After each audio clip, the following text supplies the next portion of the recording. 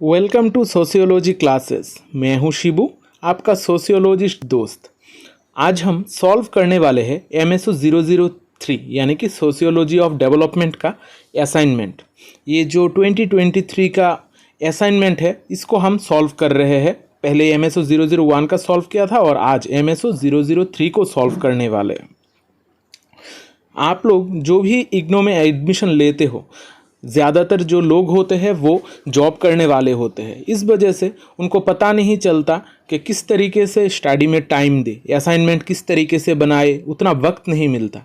आप लोगों का जो भी असाइनमेंट रिलेटेड प्रॉब्लम है या फिर नोट्स रिलेटेड प्रॉब्लम है, सब कुछ का सल्यूशन आपको मेरे इस चैनल में मिलेगा।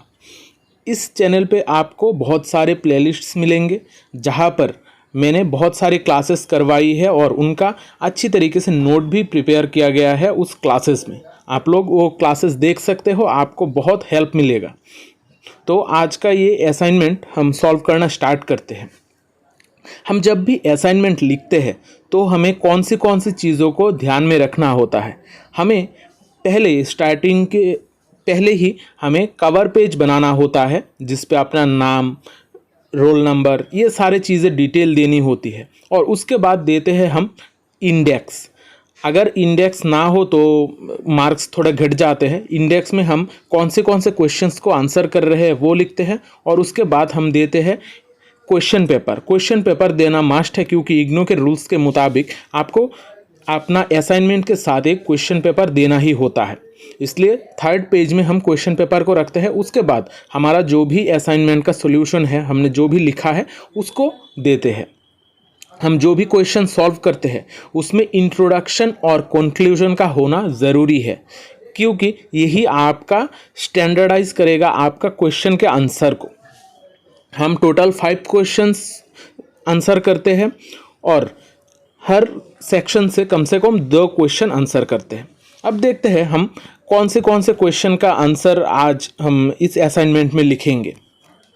हम पहले देखेंगे question number 3, what is sustainable development, discuss critically the future of sustainable development in the context of globalisation. Sustainable development क्या है और आजकल का जो ग्लोबलाइज्ड वर्ल्ड है इसमें किस तरीके का चेंजेस हो रहे हैं और हमारा फ्यूचर क्या है सस्टेनेबल डेवलपमेंट को लेके। सस्टेनेबल डेवलपमेंट यानी कि जो हमारा आज का प्रेजेंट का नीड्स है और फ्यूचर का नीड्स है, उन सारे नीड्स को सिक्योर करना ही कहा जाता है सस्टेनेबल डेवलपमेंट। तो होगा लेकिन सस्टेनेबल, ताकि जो भी फ्यूचर जनरेशन है उनको ये सारी चीज़ें मिल सके। यहाँ पर आपको social progress, economic growth, environment protection, इन सारे चीज़ों के बारे में बताया जाता है।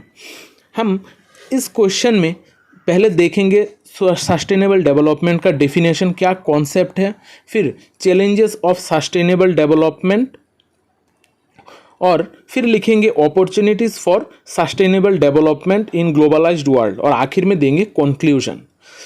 चैलेंजेस में हम देखेंगे environmental impact, social inequality, economic dependency.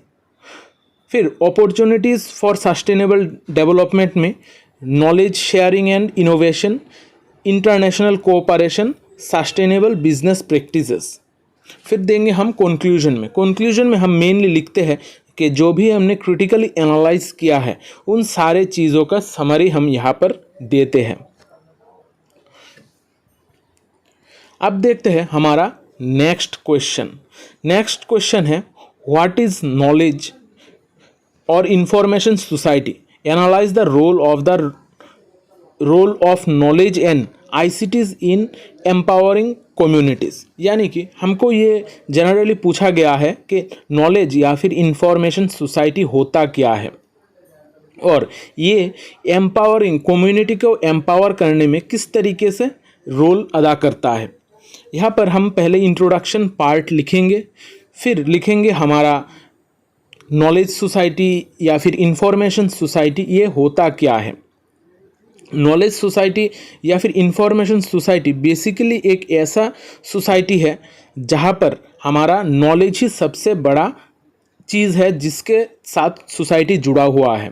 Society को आगे बढ़ाने के लिए इंफॉर्मेशन या फिर कंप्यूटर बेस्ड नॉलेज, ये सारे चीज़ें बहुत आगे लेके जाती है हमारी सोसाइटी को। इसमें innovation, economic growth, social growth, सारे चीज़ों को इम्पोर्टेंस दिया जाता है। अब देखेंगे हम role of knowledge in empowering communities. हमारा रोल क्या है कम्युनिटी को एम्पावर करने के लिए? वहाँ पर बहुत सारे रोल हैं। Education and skill development, decision making and governance, social and cultural advancement, ये सारे चीज़ें हमारा रोल होते हैं। फिर है role of ICTs in empowering communities. हम आईसीटी का, इंफॉर्मेशन एंड कम्युनिकेशन टेक्नोलॉजीज़ का यूज़ करके किस तरीके से कम्युनिटी को एम्पावर कर सकते हैं। हम इसके ज़रिए, आईसीटीज़ के ज़रिए एक्सेस टू इन्फॉर्मेशन पा सकते हैं जहाँ पर हमें नॉलेज मिलती है। फिर कनेक्टिविटी एंड कम्युनिकेशन का जो प्रोसेस है वो बहुत फास्ट हो जाता है। आजकल जैसे हम इंटरनेट के एरा में रह रहे हैं, हमारा जो आज का क्लास है ये भी इंटरनेट के ज़रिए ही आपसे जुड़ा हुआ है। इस वजह से आईसीटी का रोल बहुत ज़्यादा है एम्पावरमेंट के लिए, जहाँ पर आपको फ्री में चीज़ें अवेलेबल हो रही है और आपको बहुत फास्ट चीज़ें, कनेक्टिविटी आपको वर्ल्ड के साथ मिल रही है। फिर होता है e governance and service deliveries. जैसे हमारा अमेज़न, फ्लिपकार्ट, ये सारे हमारे सर्विस डिलीवरी के ऐप्स है, वो लोग सर्विस सेक्टर में काम करते हैं। और ई गवर्नेंस, हम आजकल बहुत सारे हमारा काम इंटरनेट के ज़रिए करते हैं। जो भी फॉर्म फिलअप, एग्ज़ाम का फॉर्म फिलअप, सारे चीज़ें हम इंटरनेट के द्वारा ही करते हैं। और गवर्नमेंट का भी बहुत सारी चीज़ें हम इंटरनेट से ही आजकल जुड़ा हुआ है।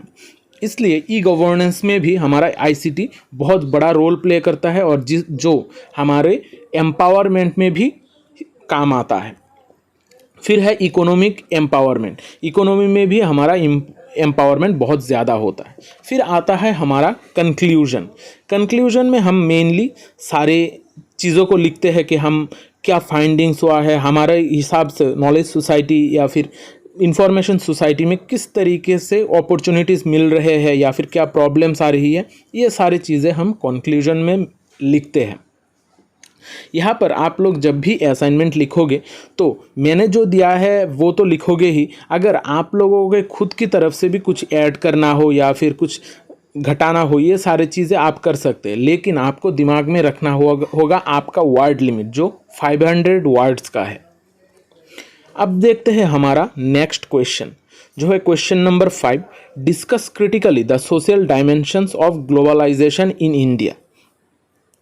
आप लोगों को क्रिटिकली एनालाइज करने के लिए बोला गया है कि सोशल डायमेंशंस ऑफ ग्लोबलाइजेशन क्या है। इंडिया में हम सोशल डायमेंशंस क्या क्या देखते हैं और इसमें क्या क्या दिक्कतें है, हमें क्रिटिकली एनालाइज करने के लिए बोला गया है। ध्यान रखना, जब भी आप लोग असाइनमेंट सॉल्व कर रहे हो या फिर क्वेश्चन का आंसर लिख रहे हो एग्ज़ाम के टाइम, तब आप लोगों को ये वर्डिंग बहुत ध्यान से देखना है और इसके अकॉर्डिंग आंसर करना है। यहाँ पर क्रिटिकली बोला गया है, यानी कि आपको चीज़ों को नेगेटिवली भी सोचना है कि किस तरीके से हमारा चीज़ें चेंजेस हो रही है, इसका क्या क्रिटिकल या फिर नेगेटिव इम्पैक्ट पड़ सकता है। यहाँ पर हम पहले लिखेंगे इंट्रोडक्शन, जहाँ पर हम ग्लोबलाइजेशन के बारे में बताएंगे। ग्लोबलाइजेशन क्या है? ग्लोबलाइजेशन है interconnectedness and interdependence on Nations, यानी कि जो भी नेशंस है उनमें एक दूसरे के साथ जुड़ा हुआ, किस तरीके से हम जुड़े हुए हैं, इसको कहा जाता है ग्लोबलाइजेशन। आजकल हम देखते हैं कि सारे कंट्रीज़ लगभग एक दूसरे के साथ जुड़े हुए हैं, यही है हमारा ग्लोबलाइजेशन। और इंडिया में ग्लोबलाइजेशन का प्रोसेस जो है वो 1992 में पेरिस में आया था। बहुत सारे पॉलिसी के रिफॉर्म के बाद हमारा जो एलपीजी रिफॉर्म है, लिबरलाइजेशन, प्राइवेटाइजेशन, ग्लोबलाइजेशन, इसके बाद ही हमारा इंडिया में इसका पेस बहुत बड़ा है। और इसके वजह से हमारा सोशल डायमेंशंस, यानी कि हमारे सोसाइटी में, लोगों के कल्चर में, लोगों के आइडेंटिटी, इक्वलिटी में किस तरीके का इम्पैक्ट पड़ा है, यही हमारा क्वेश्चन का मेन कारण है। यहाँ पर कौन सी चीज़ों को हम देख सकते हैं सोशल डायमेंशन में? यहाँ पर cultural transformation and homogenization.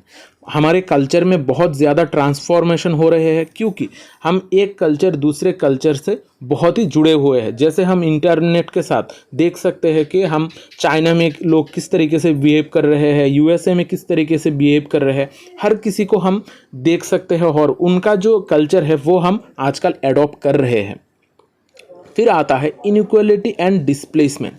Inequality and displacement यानी कि हमारा जो इक्वलिटी है वो अब कम हो रहा है और इनइक्वलिटी बहुत ज़्यादा बढ़ रहा है और लोग एक जगह से दूसरी जगह बहुत जल्दी से डिस्प्लेस हो रहे हैं या फिर माइग्रेट हो रहे हैं।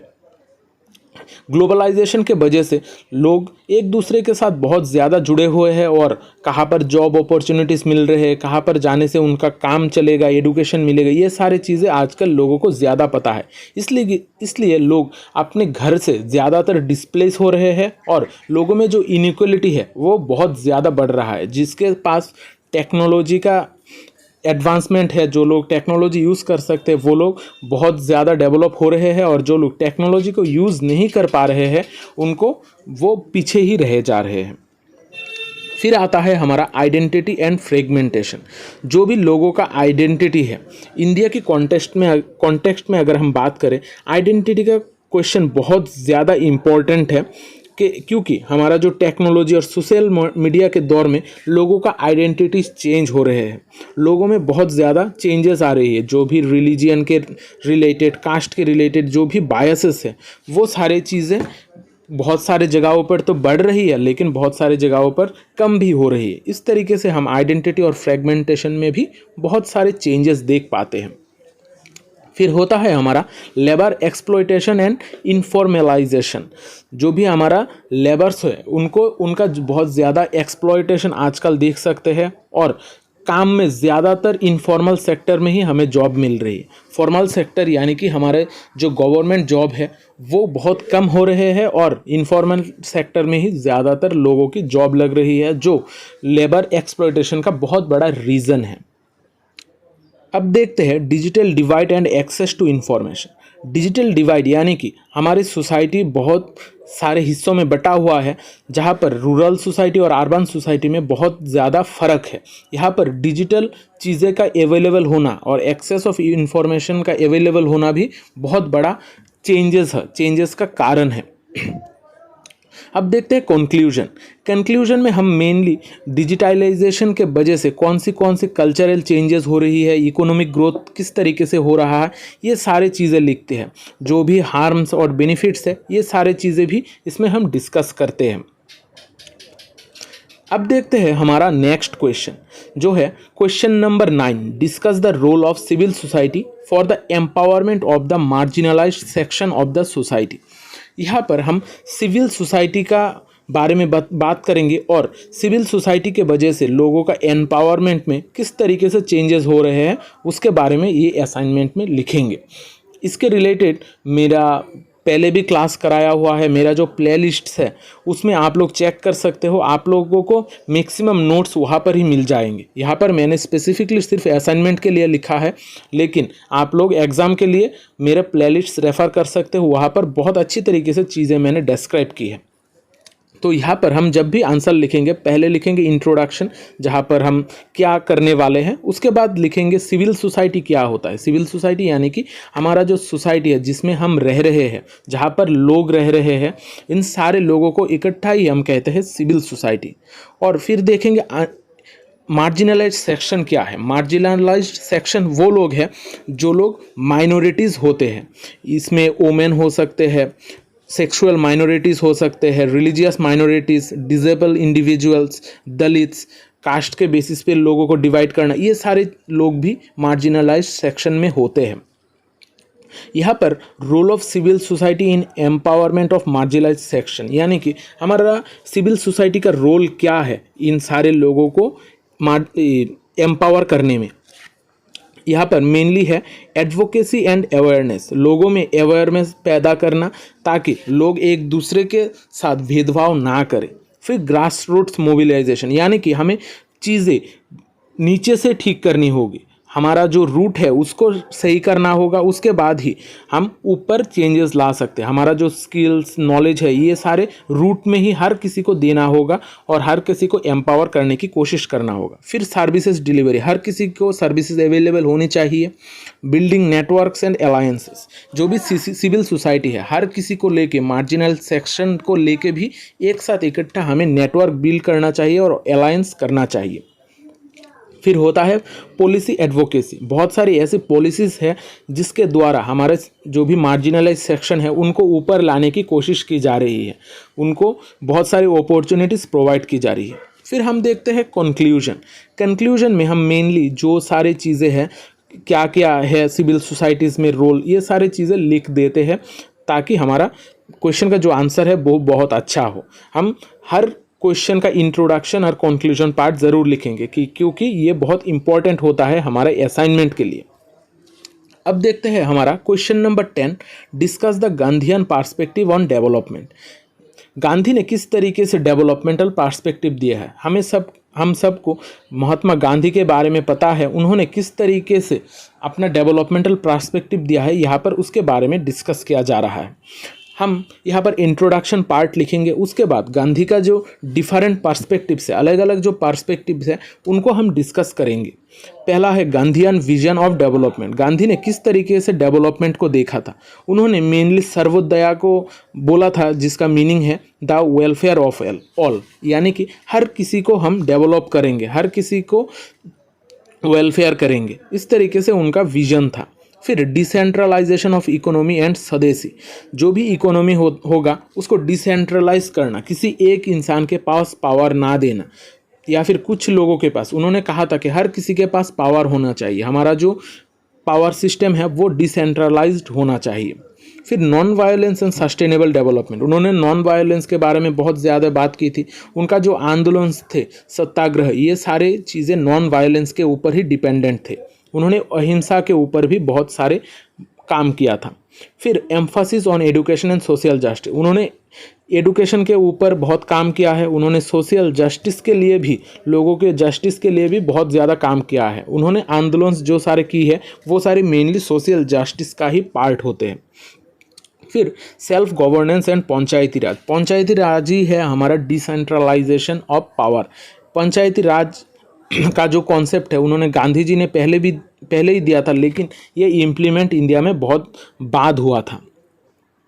यहाँ पर उन्होंने सेल्फ गवर्नेंस की बात की थी और पंचायती राज की बात की थी, जहाँ पर विलेज को अपना अलग पावर दिया जाएगा। फिर वोमेंस एम्पावरमेंट एंड स्वराज, जो भी वोमेंस है उनको एम्पावर करने के लिए उन्होंने चरखा का बात की थी कि जो भी चरखा होता है, खादी का काम होता है, उससे वोमेंस को बहुत ज़्यादा एम्पावरमेंट मिलेंगी। इसलिए इसको बहुत ज़्यादा उन्होंने एम्फासाइज किया था कि इसको हमें इम्प्लीमेंट करना है और हर किसी को एम्पावर करना है। अब कंक्लूजन में हम जो भी डिफरेंट पर्सपेक्टिव्स है उनको इकट्ठा करके क्या हमारा विजन आता है, गांधी ने किस तरीके से चीज़ों को चेंज किया है और उन्होंने किस तरीके से चीज़ों को सोचा है, ये सारे चीज़ों के बारे में यहाँ पर हम लिख देते हैं। यहाँ पर हमें ध्यान रखना होगा, जब भी हम असाइनमेंट लिखेंगे तो हम असाइनमेंट का जो सीरियल है वो पहले फ्रंट पेज होगा, उसके बाद इंडेक्स होगा और उसके बाद क्वेश्चन पेपर, उसके बाद हमारा सीरियल बाय क्वेश्चन का आंसर। वो भी आप लोग कोशिश कीजिएगा कि आप बहुत अच्छी तरीके से हैंड रिटन नोट्स बनाने की, जिससे आपको बहुत मार्क मिलेगा, क्योंकि असाइनमेंट का मार्क बहुत ज़्यादा इम्पैक्ट करता है।